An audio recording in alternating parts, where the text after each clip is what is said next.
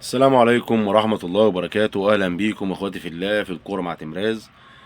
النهاردة إن شاء الله هنتكلم عن كابتن خالد الغندور. امبارح على قناة الزمالك كانت بداية الحلقة بتاعته كان بيتكلم عن الأهلي والعفريت. فكان بيقول إيه بقى؟ العفريت بيسأل الأهلي أنت عايز نعمل لك إيه؟ فقال له أنت عارف إن أنا التالت على الدوري وعايز أخش دوري أبطال أفريقيا لأول مرة في التاريخ إن محدش عملها قبل كده. قال له مفيش مشكلة، عينيا حاضر. رجع شويه وقال له والله انت عارف ان انا خسرت افريقيا السنه اللي فاتت ومش هقدر اشارك في كاس العالم للانديه، لو ينفع تخليني اخش لاول مره كاس العالم للانديه وانا كوصيف افريقيا. فقال له خلاص ماشي مفيش مشكله، هننفذها لك مفيش مشكله سهله دي. رجع قال له معلش انا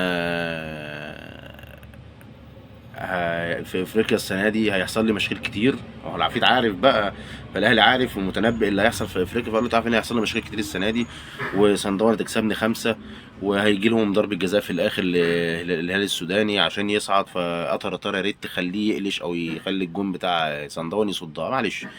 فالعفيد قال له ازاي وانا ده انا عفيت واحد مش عفاريت وكلام من ده. طب تمام مفيش مشكله. ورجع قال لك ايه بقى؟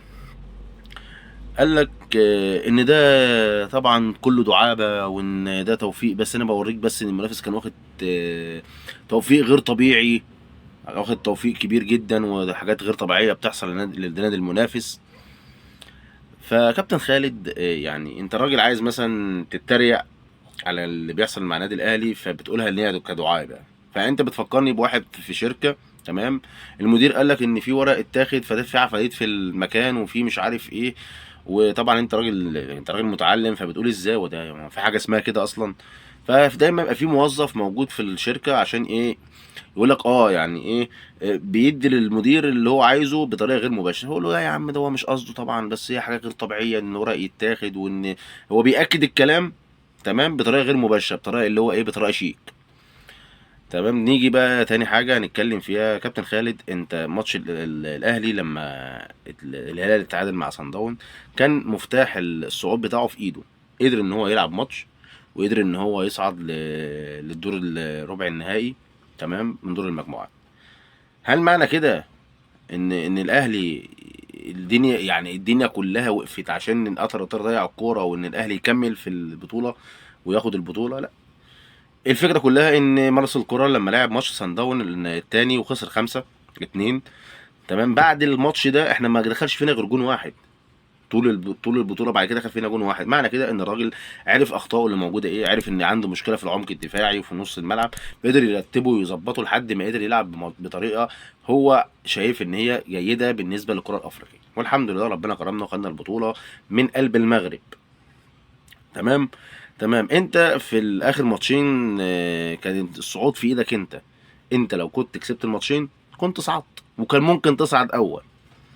بس للاسف لعيبه الزمالك والمدرب بتاع الزمالك ما قدرش ياخد بطاقه الصعود من شباب بلوزداد، تمام، وما قدرش يصعد.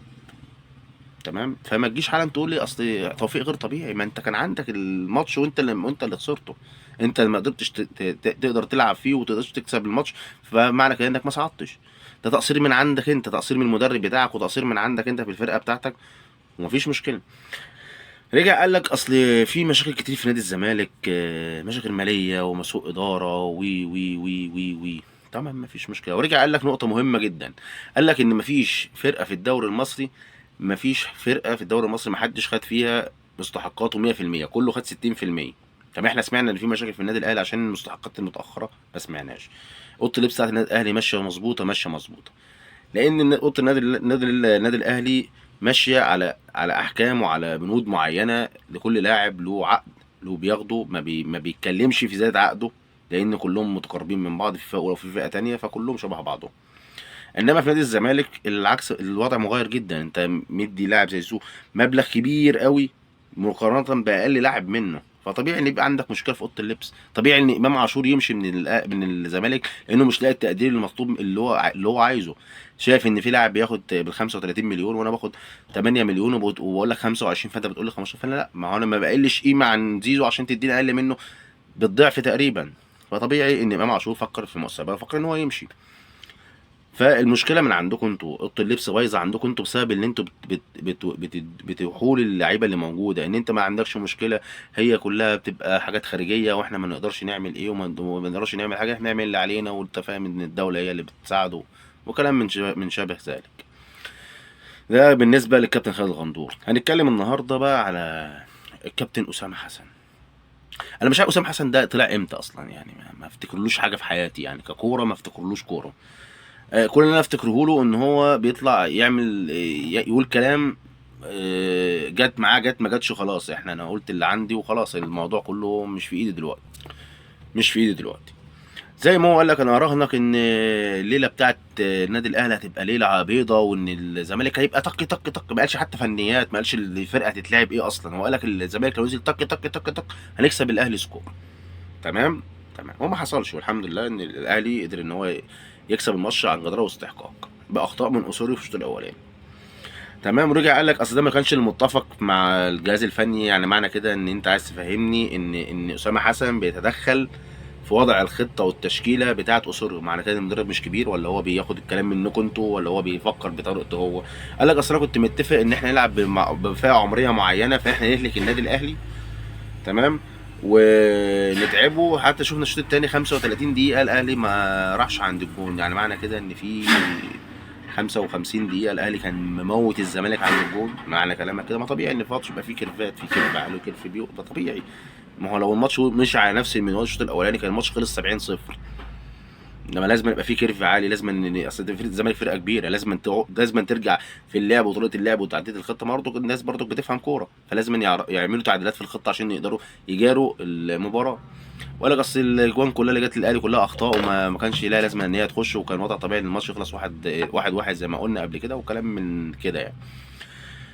نيجي بقى نتكلم اللي قال لك ايه بقى. قال لك اسامه حسن برضو قال لك ان معظم اللعيبه اللي فوق ال 35 تمام هيمشوا من النادي الاهلي، وكان اولهم حمدي فتحي. يا كابتن اسامه احب بس اوضح لك معلومه صغيره قد كده مش واخد بالك منها. اسامه الكابتن حمدي فتحي عنده 28 سنه مش 35، والله عنده 28 سنه، 94. فهو مشي عشان العرض كان كويس، والاهلي كان لاقي البديل بتاعه موجود امام عاشور، وكان هيجي في الاهلي. فالموضوع خلاص انت بفلوس حمدي فتحي انا هجيب امام عاشور، وده اللي حصل. وعندك في نص الملعب عندك القندوسي، عندك مروان عطيه، عندك اليو دانجا. فكان الموضوع خلاص هو شايف ان هو عايز يمشي والمبلغ كان كبير، اتفضل امشي. تمام. فما تجيش حالا تقول لي اصل ويقول لك الشناوي كان هيمشي بس ادوا له فلوس من تحت الترابيزه. يعني ادوا له فلوس من تحت الترابيزه مش فاهم، يعني هم جابوا الشناوي قالوا خد، ما اقول لك والنبي كابتن خد الشين دول وخليك قاعد معانا. مفيش كده يا اخوان. الشناوي كان جاي له عرض في عزه من فرق من عروض خارجيه، والراجل قال لك انا شاري الاهلي وعايز العب في الاهلي. خلاص اتفضل اقعد في الاهلي والعب، خلاص انت عايز تلعب اتفضل العب. زي ما شفنا ابو تريكه، شفنا لعيبه كتير من شبيهه ذلك. طبعا الكابتن محمد ابو تريكه طبعا القيمه والقامه، فخلاص هو حابب نلعب في الاهلي فلعب في الاهلي. بالنسبه بقى لامام عاشور، صفقه امام عاشور انتهت خلاص، والاعلان الرسمي فاضل له حاجات بسيطه ويطلعوا يعلنوا اعلان رسمي والتصوير وكل حاجه خلصت. فيا ريت تصوم الثلاث ايام اللي انت قلت عليهم، الثلاث ايام ما تنساهمش بالله عليك عشان ما يبقاش حرام عليك. بس نيجي بقى نختم في حته صغيره جدا خالص. انا بشوف كلام من رموز في الكره المصريه ما ينفعش ان هو يتقال، زي الكابتن جمال عبد الحميد. قال لك ايه بقى؟ قال لك ان الخطيب عليه قواضي كتير وما بيروحش المحكمة وبيبدد الفلوس وبيصرف فلوس ومحدش بيحاسبه. والله ده مش من حقك يا كابتن جمال، معلش انا اسف لاحترامي ليك. ده في جمعية عمومية في النادي الاهلي هي اللي بتحاسب اي حد موجود في النادي الاهلي. وانا شايف والله ان كابتن محمود الخطيب في اخر 4 سنين، تمام، آه انا شايف ان هو وصل 4 نهائي كاس، نهائي دوري ابطال افريقيا، خد منهم 3، خد 2 دوري وخسر 2 دوري، خلاف الكاس وخلاف السوبر وخلاف السوبر الافريقي والسوبر المصري. يعني راجل ناجح وبيعمل صفقات كويسه. فما تجيش تقول لي حالا اصل هو بيفدد فلوسه في الفاضي، مش من حقك. في جمعيه عموميه هي اللي بتبص وبتنظر في كل نادي، في جمعيه عموميه هي اللي بتنظر في كل الملفات اللي قدام، مش حضرتك. فيا ريت يعني نشوف مشاكل نادي الزمالك ايه وتقدروا تحلوها فتحلوها، وسيبوا النادي الاهلي شغال زي ما هو، مالكش دعوه بالنادي الاهلي.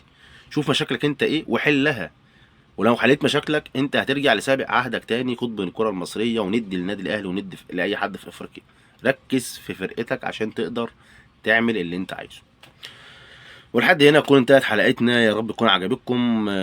ولو الحلقه عجبتك يا تعمل لي اشتراك وتفعل زر الجرس وتعمل لي لايك، ولو ما عجبكش الحلقه قول لي ايه اللي ما عجبكش في الحلقه اقدر اعدله. والسلام عليكم ورحمه الله وبركاته.